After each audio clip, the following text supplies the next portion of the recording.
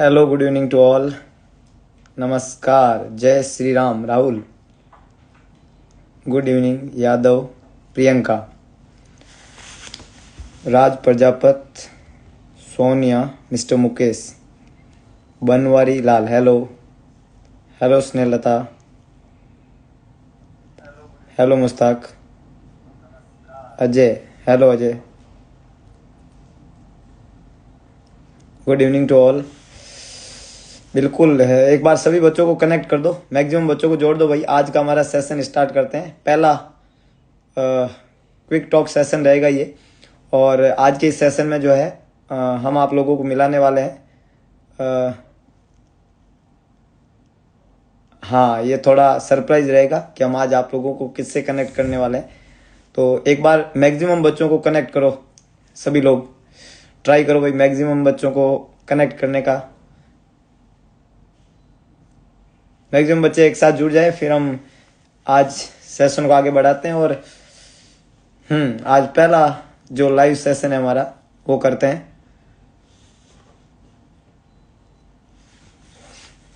दिल को अच्छा लग रहा है, बहुत बढ़िया। ये अच्छा, ठीक है, लगना चाहिए। आतिश, हेलो आतिश, हेलो एलेश। बिल्कुल, जयपुर में नॉर्थ सेट का बैच जल्दी स्टार्ट होगा, ऑलरेडी एक बैच चल रहा है। हेलो, कैसे हैं आप लोग? ठीक है। तो बिल्कुल आज मैं आप लोगों को मिलाने वाला हूँ एक बहुत ही खास हमारे मेहमान से, जिन्होंने काफ़ी ज़बरदस्त संघर्ष जो है वो किया अपनी सफलता के लिए। और मैं कह सकता हूँ कि काफ़ी मेहनत की है ना? मैं इसको संघर्ष नहीं कह के मेहनत कहूँ। उनकी मेहनत थी और एक डेडिकेशन था। उस डेडिकेशन के आधार पे उन्होंने अपनी लाइफ में बहुत अच्छी सक्सेस प्राप्त की। और उसी डेडिकेशन को आप लोगों को भी सीखना चाहिए, उनके बातों से, उनके उस डेडिकेशन को आप लोगों को जो है समझना चाहिए, ताकि जो है इन फ्यूचर जो है आप भी उसी डेडिकेशन के साथ में मेहनत करें। तो मैं आप लोगों के साथ में बहुत जल्दी जो है। हेलो लकी, आपकी आवाज़ मोदी जी जैसी है। वाह भाई, हाँ, मोदी जी की आवाज़ उनके जैसी है, मेरी आवाज़ जो है राजू सर जैसी है। बहुत बढ़िया, thank you Riya, thank you so much. UPPSC का रिजल्ट बहुत जल्दी आएगा। ओके बच्चों, तो क्या आप लोग तैयार हैं? एक बार थोड़ा आंकड़ा नया होना चाहिए भाई। देखो, मेरे को एक ही चीज़ से प्यार है, आपको पता ही है। आंकड़ा नया चाहिए, चाहे वो सुबह 6 बजे की क्लास का हो और चाहे अभी हो, तो आंकड़ा बिल्कुल नया चाहिए। तो एक बार पूरे उत्साह से नया आंकड़ा लगाओ, है कि नहीं है? और आप लोग तैयार है तो आज के हमारे मेहमान से मिला दिया जाए आपको।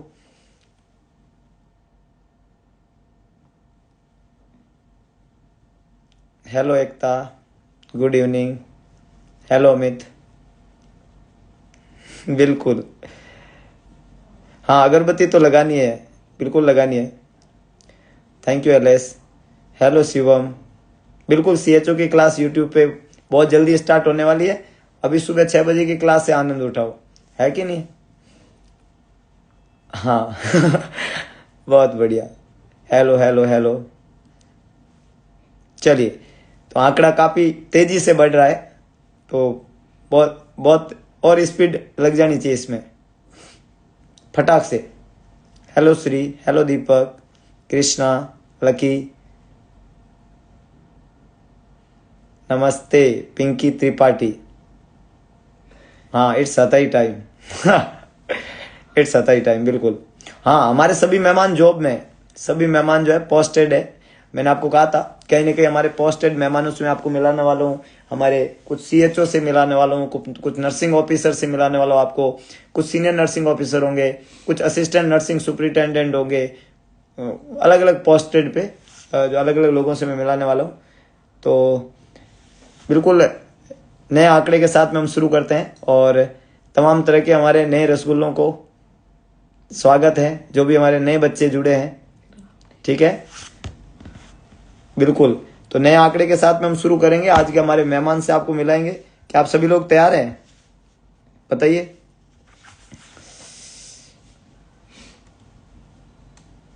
हेलो लकी, सयाल वो भी भाव दो।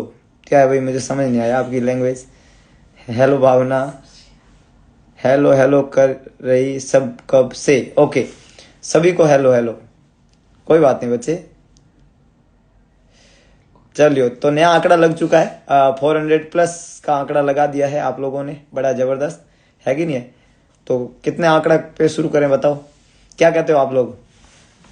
हमारे मेहमान को कितने आंकड़े पे बुलाएं आज। प्रणाम पीयूष सिंह राजपूत, साक्षी यादव, दुर्गेश।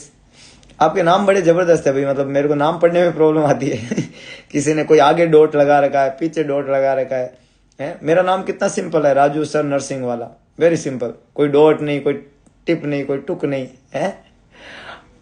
500 पे करेंगे सर, 4000 पे करेंगे ओ भाई तो बच्चे इसके लिए तो फिर मेरे को ऐसे बैठे रहना पड़ेगा, मोए मोए ऐसे हो जाएगा मामला, क्योंकि 4000 पे आज तो नहीं इंतजार कर सकता। हाँ, ऐसा पॉसिबल है, ऐसा इम्पॉसिबल कुछ भी नहीं है। एक सुंदर लाइन है आप सभी लोगों के लिए कि मुश्किल कुछ भी नहीं दुनिया में, तू जरा हिम्मत तो कर। मुश्किल कुछ भी नहीं दुनिया में, तू जरा हिम्मत तो कर। ख्वाब बदलेंगे हकीकत में, तू जरा कोशिश तो कर। तो डेफिनेटली जो है, जहां चाहा वहां रहा, है ना। तो ये तो आसान है कि नहीं।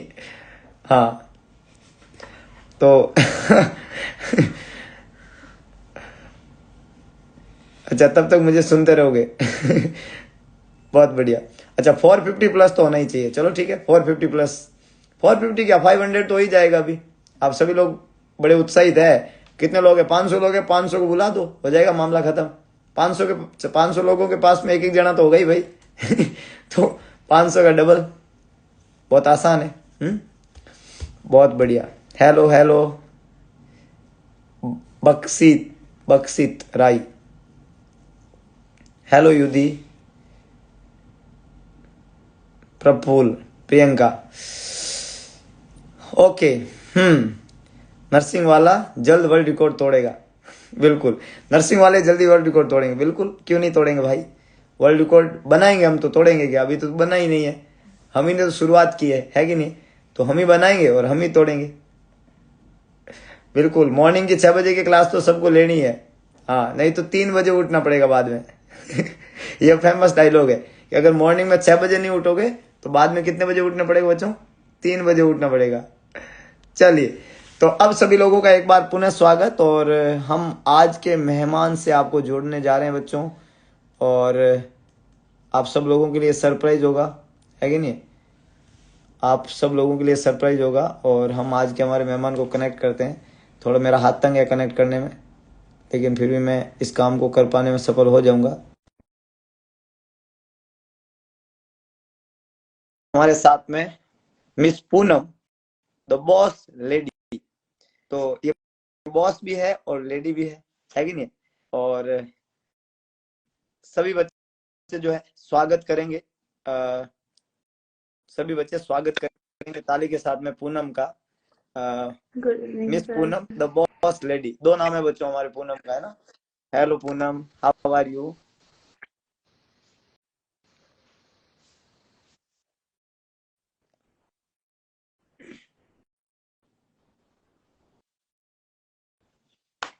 Hello Poonam, listing.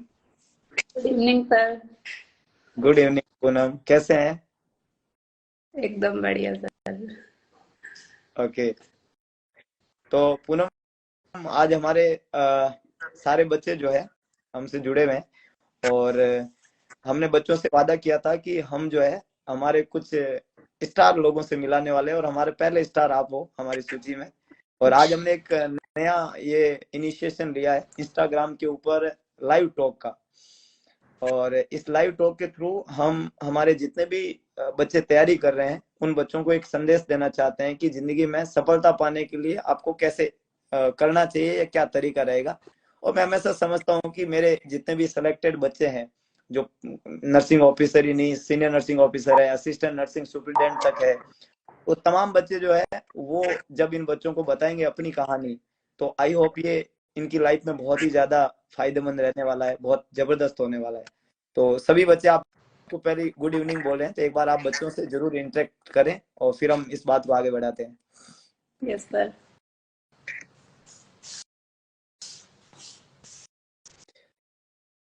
तो बच्चों एक बार मैम को गुड इवनिंग बोलो सारे के सारे स्पीड के साथ में। आप पूनम है, पूनम एक बार आप इंट्रोडक्शन दे बच्चों को और थोड़ा अपने बारे में बताएं इनको। Good evening all. मेरा नाम पूनम है। मैं अभी एम्स पटना में नर्सिंग ऑफिसर पोस्टेड हूँ। बट अभी मेरा Jodhpur AIIMS senior nursing officer में भी हो गया है। ज्वाइनिंग अभी आ गया है, बट मैंने अभी ज्वाइन नहीं किया है। कुछ टाइम में कर लूंगी, विद इन मंथ। अभी मेरा रेजिग्नेशन ही चल रहा है पटना में। ओके, तो पूनम पटना से पहले आपने कौन कौन से एग्जाम दिए थे जिनमें सर, आपने सब किया? वैसे सर मैंने एम्स और पीजीआई चंडीगढ़ और जीएमसीएच यही दिया है। और और ये सब एग्जाम सेलेक्टेड है? हाँ। ओके, तो बच्चों Poonam hmm, recently Bhopal AIIMS है ना, पटना सॉरी, नहीं, पटना एम्स में सर। पटना एम्स में पोस्टेड है Poonam as a nursing officer. और पूनम का सिलेक्शन जो है जोधपुर एम्स में सीनियर नर्सिंग ऑफिसर पे हो चुका है। और बहुत जल्दी पूनम जो है जोधपुर एम्स में सीनियर नर्सिंग ऑफिसर के पोस्ट पे ज्वाइन करने वाले हैं। तो पूनम आपको बहुत बहुत बधाई सबसे पहले तो। Thank you sir. It's a great achievement है ना, it's not a easy task. So आपका डेडिकेशन और आपका लगातार हार्ड वर्क जो है वो आपको उस एक जबरदस्त पोस्ट तक पहुंचा चुका है। तो सबसे पहले पूनम जो है हम बात करेंगे आपकी जर्नी से। हम स्टार्ट करते हैं कि आपने जब अपना एकेडमिक पास आउट किया और उसके बाद में जब आपने कोचिंग का सोचा, आपने कोचिंग भी किया और उसके बाद में आपने पढ़ाई किया, तो मैं हमारा पहला सवाल ये रहेगा कि जो जो आपने पढ़ाई का तरीका अपनाया, जब आपने पढ़ना शुरू किया तो आप क्या अ, किस तरीके से मैनेज करते थे पढ़ाई को, मतलब आपका पढ़ने का वे क्या हुआ करता था?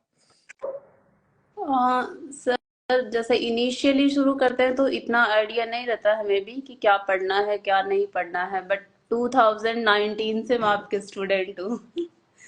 तो जैसे जो थ्योरी बैच होता है, पहले तो पूरा थ्योरी पढ़ना होता है, क्योंकि कॉलेज में इतना अच्छे से नहीं पढ़ा होता है हमने थ्योरी उतना सीरियसली। तो हम्म 6 महीने का कंप्लीट कोर्स आपसे पूरा थ्योरी पढ़ा मैंने। हम्म उसके बाद वो जो कोचिंग में 6 आवर के अलावा जो फिर घर आके उसका एमसीक्यू सॉल्व करना, और मंडे को जो ऑफलाइन टेस्ट होता है वो टेस्ट देना। और ये सब डेली, मतलब ऐसे नहीं है कि आज पढ़ा दिया उसको जाने दिया, मतलब साथ साथ में कर रहे होते तो हमारे लिए आसान हो जाता है हम्म कि ऐसे इकट्ठा नहीं होता। तो हम्म साथ साथ में कवर हो जाता है, और थ्योरी आप अच्छी करवा ही रहे थे, तो फिर हम्म ऐसे करके मैनेज हो गया। और शायद मैंने 6 मंथ पूरा थ्योरी बैच किया था, उसके बाद जीएमसी चंडीगढ़ दिया था तो हो गया था फिर। बहुत बढ़िया। तो पूनम एक और इम्पोर्टेंट कि मैंने आज मेरे पहले ही इस लाइव टॉक में आप ही को एज ए कैंडिडेट क्यों चूज किया, उसके पीछे का वजह है एक, मतलब why I am selected one of the best student to you.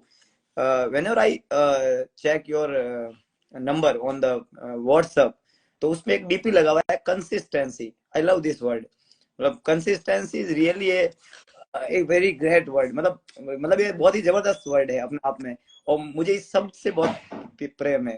तो हम्म। आपने ये अपना डीपी लगा रखा है उस पे व्हाट्सएप पे। हाँ सो जी, हाँ जी। कैन यू इलैबोरेट, मतलब कंसिस्टेंसी आपका अच्छा वर्ड है, क्यों आपने वो लगा रखा है, क्या रीजन है? आ, सर, वो मैंने इसलिए लगा रखा है क्योंकि वैसे मैं पटना एम्स में हूँ। स्किल टेस्ट वाला 2021 में हुआ था। तो हम्म उसके बाद मैं कंटिन्यूअस नॉट सेट दे रही हूँ, लेकिन मतलब रैंक मेरा ऐसे आ रहा है कि 3,000, 3,500, 2,000, 2,500। उसमें ऐसा नहीं कि मुझे एम्स मिल नहीं रहा है, मुझे मिल रहा है। जैसे लास्ट टाइम मुझे भोपाल मिला, तो मुझे अब मेरा डेस्टिनेशन, मुझे ऋषिकेश जाना है, बट मुझे ऋषिकेश नहीं मिल रहा है। तो हम्म मैं ऐसे हो गई हूँ कि मुझे कितने भी नोट सेट देने पड़े, लेकिन मुझे ऋषिकेश जाना है। ओके। तो वो बस इसीलिए है कि जब तक मुझे नहीं मिलेगा ये डीपी नहीं हटेगी। अच्छा है, और मैं तो सोचूं कि जिंदगी भर ना हटाओ। इट्स रियली मतलब consistency is very important in life है ना। So it's super. हाँ। सो इट्स गुड कि आपका इतना डेडिकेशन अभी भी है और अपने लक्ष्य के प्रति भी इतनी डेडिक है। वो होता है कई बार हम जो एक्चुअली में चाहते हैं उसको मिलने में तो कभी वक्त लग जाता है, पर इसका मतलब ये हाँ नहीं कि वो हाँ नहीं मिलेगा, मतलब वो मिलना तो तय है कि हाँ। नहीं? जैसे अभी मेरे को ऋषिकेश नहीं मिल रहा है, बट जैसे मेरे को जोधपुर एम्स एसएनओ मिल गया, ठीक है, वो एक बहुत अच्छी पोस्ट भी है, बहुत अच्छी जगह भी है, नो डाउट। मैंने वहां पे कोचिंग करी है, सारे मेरे टीचर्स भी नॉन है, और मेरी बेस्ट फ्रेंड भी वहीं पे है। लेकिन वो होता है ना कि जो तुमको चाहिए वो नहीं मिल रहा है तो फिर मुझे लगता है कि हो सकता है थोड़ी और मेहनत करनी है मुझे ही। एग्जैक्ट नहीं, नहीं मिलेगा ऐसा नहीं है, it will take time, sometime हाँ। इट्स जस्ट प्रोसेस, है ना, प्रोसेस होता है। वो एक हम तो हम्म। एक सुंदर लाइन हम बच्चों को कहते रहते हैं कि ईश्वर से हमेशा हम चैलेंज करके चलते हैं कि रामचंद्र, या तो मेरी सोच मेरी फितरत बदल, या फिर एक काम कर मेरी किस्मत मेरी बदल। किस्मत अगर तेरा बदल। अगर तेरा है यकीन तो मेरा जवाब सुन, जवाब नहीं बदलूंगा तू हकीकत बदल। हकीकत तो अगर, बदल। हाँ, अगर नहीं है तो भी हम तो ट्राई करते रहेंगे, और डेफिनेटली हमारा ख्वाब तो हम नहीं बदले, बस आप ही को हकीकत बदलनी पड़ेगी, और विश्वास आपका है और मेहनत हम करेंगे। तो हाँ वो जरूरी है, and that is exactly consistency तो हाँ। पूरा इम्पोर्टेंट है कि एक बड़ा प्रश्न बच्चों का रहता है कि सर जब हम क्वेश्चन करते हैं, एम्स के लिए हम पढ़ रहे हैं, तो हमें बुक कोई ऐसा हो, मतलब हम कैसी बुक को करें, एनक्लेक्स पैटर्न की बुक ले या कोई भी नॉर्मल बुक जो मार्केट में रहती है, उन्हीं बुक्स के क्वेश्चन सॉल्व करें, तो क्या सजेशन करेंगे? छोटी बुक्स को उन्हें प्रीफर करना चाहिए या एनक्लेक्स पैटर्न का कुछ अच्छा बुक्स ही हमेशा वो करें? छोटी बुक में मतलब ऐसे नहीं कहूंगी मैं कि सर मतलब ये वाली बुक बेस्ट है। मतलब ठीक है, छोटी मोटी गलती तो सब जगह हो जाती है, बट ऐसे जैसे मतलब स्पेशली नाम भी नहीं लेना चाहिए, लेकिन कुछ क्वेश्चन बैंक ऐसे हैं ना कि मतलब 10 जगह 10 मिस्टेक आ जाएंगी तो बच्चा खुद ही कंफ्यूज हो जाता है कि ये चल क्या रहा है। लेकिन हम्म जैसे एनक्लेक्स है, तो एनक्लेक्स से आप ऐसे क्वेश्चन नहीं कर सकते कि ये खराब हम्म है। वहां पे आपको अगर कंफ्यूज भी हो रहे हो तो इलाबोरेशन दिया हुआ होता है कि ये क्यों हुआ है। तो हम्म हम कंफ्यूज भी हो रहे होते हैं तो वो क्लियर हो जाता है कि हाँ हम्म यार हम्म ये ऐसे था। तो फिर हम्म वहां पे डाउट नहीं होता। और छोटी बुक्स में क्या है कि 2 लाइनें लिख दी, उनको कोई मतलब नहीं है कि हमें आ रहा है नहीं आ रहा है, हमें समझ आया है, वो अपना फिर दूसरा क्वेश्चन शुरू कर देंगे। तो फिर मुझे नहीं लगता है कि वहां से नए बच्चों को पढ़ना चाहिए। जो 2-3 साल तैयारी कर चुके हो तो वो तो पकड़ भी लेते हैं कि ये गलत है, बट नया बच्चे के तो दिमाग में बैठ जाएगा। तो मुझे लगता है कि एनक्लेक्स ही पढ़नी चाहिए। तो एग्जैक्टली अगर आप एकदम नए बच्चे हैं, फ्रेश बच्चे हैं, आप अभी अपने कंसेप्ट बना रहे हैं, तो डेफिनेटली आपको एक ऐसा बुक पढ़ना चाहिए जो पूरा रैशनलाइज हो, और जहाँ सब कुछ सही सही लिखा हो, और वहां कोई गलती की संभावना नहीं है। मतलब आप 100 चीजें पढ़ेंगे तो 100 की 100 सही है, तो वो चीज आपको मदद करेगी लॉन्ग टर्म में। और अगर आपने पढ़ रखा है सब कुछ, तो फिर आप क्वेश्चन निकाल रहे हो, तो बच्चों, पूनम का कहना है कि फिर आप ये मार्केट की छोटी बुक्स है उनमें से क्वेश्चन कर सकते हो, क्योंकि वहां पे आंसर दिया है, लेकिन आंसर को कहीं पे भी डिफाइन नहीं किया है कि उसने क्यों लिखा है, और ना हमें पता होता है, तो हम उसको रट लेते हैं, और वो शायद गलत होता है, तो हम एग्जाम में फिर गलत करके आ जाते हैं। बहुत अच्छी बात बोली पूनम। और अगला जो इम्पोर्टेंट हमारा क्वेश्चन रहेगा कि एक इम्पोर्टेंट चीज है क्वेश्चन प्रैक्टिस। मतलब जब आप प्रिपरेशन कर रहे थे और अभी भी आप अपनी तैयारी करते ही है, तो क्वेश्चन प्रैक्टिस जो है वो कैसा रहता है आपका? रेगुलर करते हैं, डेली बेसिस पे करते हैं, क्या तरीका रहता है आपका? सर मतलब जैसे पूरा तैयारी कर रही थी मैं उस टाइम, तो ऐसे पूरा रहता था कि जैसे टारगेट होता है कि आज 200 क्वेश्चन करने हैं तो करने हम्म हैं। लेकिन वो उस टाइम था जब जॉब नहीं लगी थी। हम्म लेकिन अब ऐसे है ना कि मॉर्निंग है, फिर इवनिंग है, फिर 3 नाइट आ गई, फिर 3 नाइट के बाद तो बताइए क्या होता है आपको तो फिर अब मेरा ऐसे है कि मतलब कुछ है ना कुछ पढ़ना है, ऐसे नहीं है कि कुछ पढ़ना नहीं है, हम्म बट डेली कुछ ना कुछ करते रहना है मतलब। मतलब कंटिन्यू कुछ कुछ नया करते रहना, कुछ कुछ सीखते रहना है। ये एग्जैक्टली exactly. तो क्योंकि अभी ऐसे बिल्कुल ही छोड़ देंगे तो फिर प्रॉब्लम हो जाएगी, या फिर थोड़ा थोड़ा कवर करते रहेंगे तो वो हो जाएगा। सही बात है। अच्छा, एक और इम्पोर्टेंट बुक्स के बाद में हम बात करें, तो बच्चों का एक रहता है एग्जाम का फोबिया। कुछ बच्चों को बहुत है, जिन्होंने जो एग्जाम में नहीं बैठे हैं, या कुछ बच्चों ने एक आध एग्जाम दिया उसमें असफलता मिली, तो अब डर बैठ गया कि यार पिछली बार मेरा इतना पीछे रैंक आया है, आगे पता नहीं क्या होगा कैसे होगा। तो आप आपका एग्जाम के समय को लेके कैसा एक्सपीरियंस है? आपको एग्जाम से कभी डर लगा है या एग्जाम के दौरान? हाँ, मतलब एग्जाम से तो थोड़ा ऐसे होता ही है कि मतलब ऑब्वियसली हमने छह छह महीने या एक साल जो भी तैयारी करी है तो थोड़ा लग रहा होता है कि यार नहीं हुआ तो क्या हम्म। होगा। बट मुझे ऐसे लगता है कि अगर हमने रोज पढ़ाई की होती है और मन से की होती है तो ऐसे लगता है कि मैंने किया है ना यार, अब मैं अपना 100% करके आऊंगा, आगे देखा जाएगा। मैंने कमी नहीं रखी ना, इट्स ओके। हम्म। तो फिर मुझे लगता है कि थोड़ा कम हो जाता है डर। अगर मतलब बिना तैयारी के जाते हैं तो डर लग रहा होता है, लेकिन अगर थोड़ा प्रिपरेशन की होती है और डेली पढ़ा होता है तो इतना डर नहीं लगता। क्योंकि चीजें भी फिक्स होती है ना कि यार जैसे लिथियम से आएगा तो आएगा क्वेश्चन, अब लिथियम से हमने सब कुछ पढ़ लिया तो क्या देगा वो। सही। ऐसे हो जाता है कि यार सब कुछ तो पढ़ लिया, अब देख लेंगे जो होगा सो। हाँ, मतलब तैयारी अगर अच्छी होती है, पास में ज्ञान है, तो फिर डरने का जरूरत नहीं है। और जब नहीं होता तो थोड़ा भय रहता ही हम्म। है।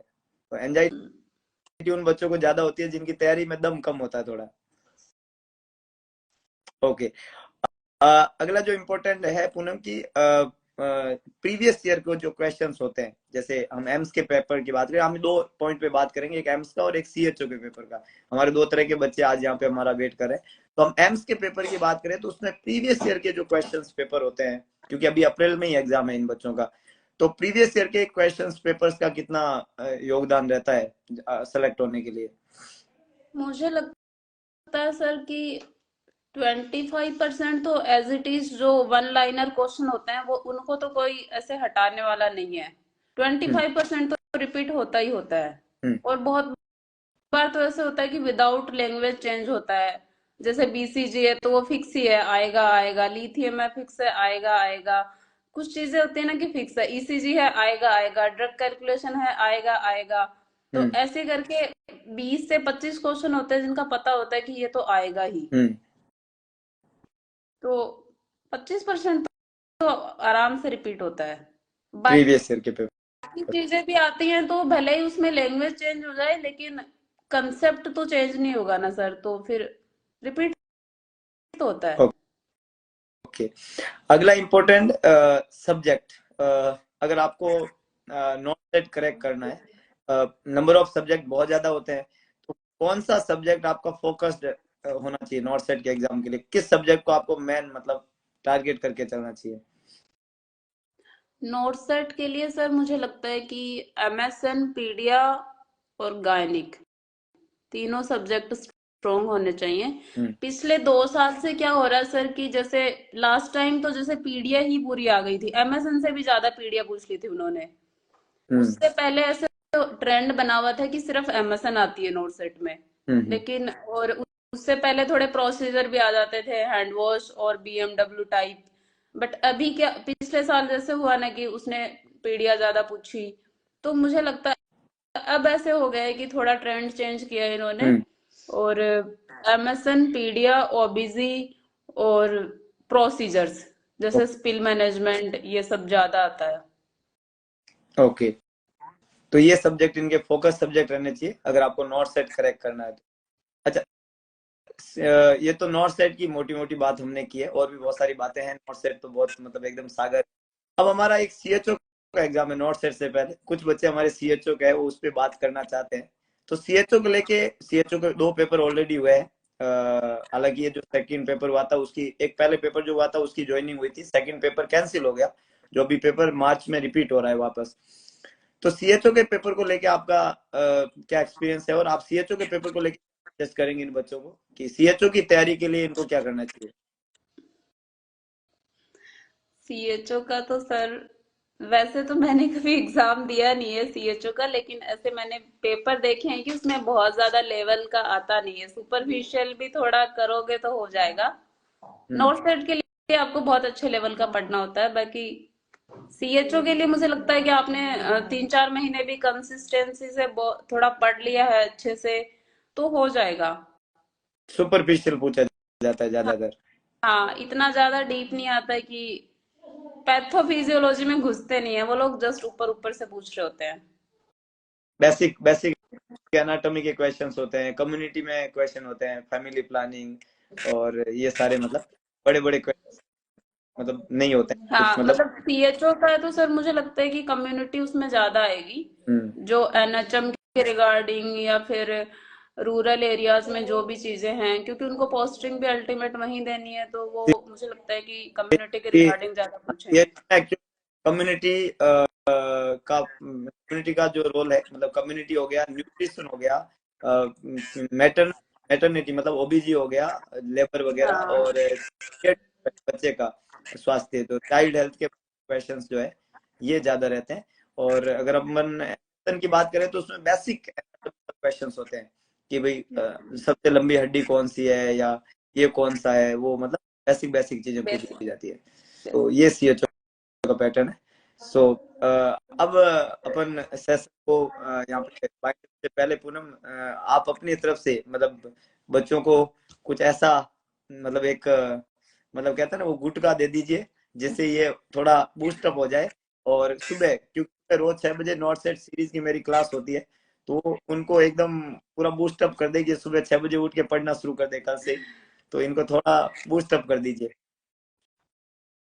बूस्टअप तो यही है कि सर मतलब अगर मतलब आपकी लाइफ को ऐसा कुछ नहीं है कि कोई जादुई छड़ी है और जो चेंज हो जाएगी। अल्टीमेट करनी तो आपको ही है। आप डिसाइड करो कि आज करनी है या कल करनी है। नहीं करोगे तो जैसे आप बोल रहे हो तो कि ये टाइम तो निकल जाएगा, उसके बाद सिर्फ रोना रहेगा। सही है। या फिर ये जो 1 या 2 साल है, ठीक है आज हमारा नहीं सिलेक्शन हुआ, 4 महीने बाद फिर नोट सेट हो जाएगा, लेकिन उसके बाद तो उसको होना ही पड़ेगा अगर हम कंटिन्यू लगे हुए हैं। तो हम्म। मुझे लगता है कि जब करना ही हमें है तो क्यों ना हम एक बार में ही अच्छे से कर लें उसको। सही। तो अच्छी बात बोली पूनम ने कि हमने अपना टारगेट बनाया और हमें मुझे उस पर टारगेट पे काम करके उस टारगेट को अचीव करना है। इसके लिए मैं नहीं समझता कि कोई मोटिवेशन नाम की किसी पुड़िया की जरूरत होती है, क्योंकि जब टारगेट ही मेरा है, करना ही मुझे है, तो बस मैं करूँ, उसके लिए काम करूँ, कंसिस्टेंसी के साथ में करूँ, टारगेट को अचीव करूँ, बात खत्म। तो उसमें किसी और एक्सटर्नल फोर्स की कहाँ जरूरत है मुझे, कोई और एक्सटर्नल चीज की कहाँ नीड रहती है मुझे। तो अगर आप इतनी शिद्दत और इतने मन से किसी काम को करने लग जाए तो डेफिनेटली उसमें सफलता जरूर मिलती है। तो पूर्व में कोई भी आपकी तरफ से एक लाइन, सुंदर सी लाइन सभी के लिए। आ, सुंदर सी लाइन मतलब वैसे कोई उसमें लय ताल नहीं है, लेकिन मैंने 1 तारीख को लिखा था सर ओके। कि मतलब अभी जीवन में जो भी चल रहा है तुम उसके लायक नहीं हो। जहां हो हम्म। वो जगह मान लीजिए आपके लायक नहीं है, बट हम्म। उस जगह को सिर्फ पड़ाव समझिए। पड़ाव मतलब जस्ट ए स्टॉप। हम्म। और हो सकता है कि वो पड़ाव कुछ टाइम बाद में तुम्हारी मंजिल बन जाए, कि एग्जैक्ट। जो स्ट्रगल टाइम है वो निकल जाए और तुम जो चाहते हो वो तुम्हें मिल जाए। लेकिन वो तभी मिलेगा जब तुम इस पड़ाव को सीरियसली लोगे। राइट। तो ये मतलब मंजिल नहीं है, ये पड़ाव था, और जहां से तुम अभी रुके हुए हो बस यहाँ से तुम कंटिन्यू करना तो मंजिल तक पहुंच ही जाओगे। तो इसमें एक सुंदर लाइन मुझे याद आती है कि मंजिल तो मिल ही जाएगी भटकते ही सही, गुमराह तो वो है जो रजाई से जो निकले ही घर नहीं। से ही नहीं निकले। आज सर्दी चल रही है तो हमने उसको थोड़ा मॉडिफाई किया, जो रजाई से नहीं निकले। तो थैंक यू पूनम, बहुत अच्छा लगा आपसे बात करके, और हमारे बहुत सारे बच्चों को बहुत अच्छा लगा आपसे बात करके। तो और आपने अपना कीमती समय दिया है, तो थैंक यू सो मच एक बार पुनः आपका। थैंक यू और सर। इसी तरीके से लगातार अपनी लाइफ में प्रोग्रेस करते रहे। अभी आप एसएनओ बन ही गए हैं, जल्दी से एएनएस बने, डीएनएस बने, और आगे जो है जर्नी में कुछ नया नया करते रहे। तो थैंक यू अगेन, आप हमारे साथ जुड़े और पहला लाइव जो हमारा टॉक शो था उसको सफल बना। तो फिर मिलेंगे अ, और तब तक के लिए थैंक यू। Thank you.